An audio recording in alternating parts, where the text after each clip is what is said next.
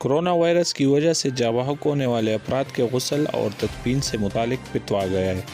پوری دنیا میں تباہی مچانے والے کورونا وائرس کی تباہ کاریوں کا سلسلہ اب پاکستان میں بھی جاری ہے، جس کے بعد ابھی تک اس سے متاثرہ افراد کی تعداد 877 ہو گئی ہے، جبکہ 6 افراد کورونا وائرس کا شکار ہو کر ہلاک ہو چکے ہیں۔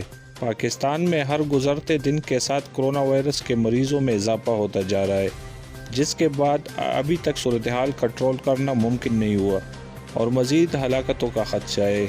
اس حوالے سے یہ بحث بھی جاری تھی کہ کورونا وائرس سے جاں بحق ہونے والے افراد کو غسل دیا جائے یا نہ۔ تو اب تنظیم اتحاد امت پاکستان کے چیئرمین محمد ضیاء الحق نقشبندی نے شرعیہ بورڈ سے مشاورت کے بعد کورونا وائرس سے جاں بحق افراد کی تدفین کے حوالے سے حکومت اور عوام کی رہنمائی میں اجتماعی فتویٰ جاری کرتے ہوئے کہا ہے کہ مسلمان کو میت دینا فرض شرعی ہے اور بغیر کسی وجہ شرعی کے غسل کو ساخت کرنا ہرگز جائز نہیں ہے۔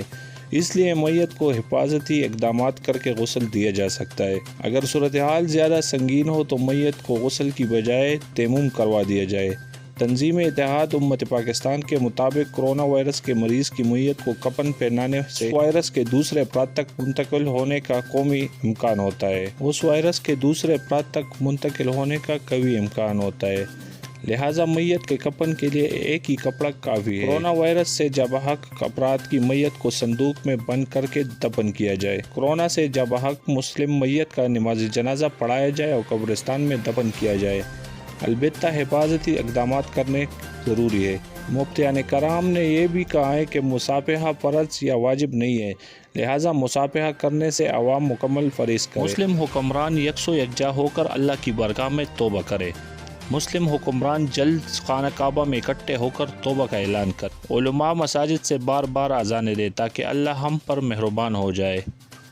مالک مزدور کو 1 ماہ کی اضافی تنخواہ دینے کا اعلان کرے تاکہ کسی غریب کا چولہا ٹھنڈا نہ ہو۔ مالک مکان 1 ماہ کا کرایہ چھوڑنے کا اعلان کرے۔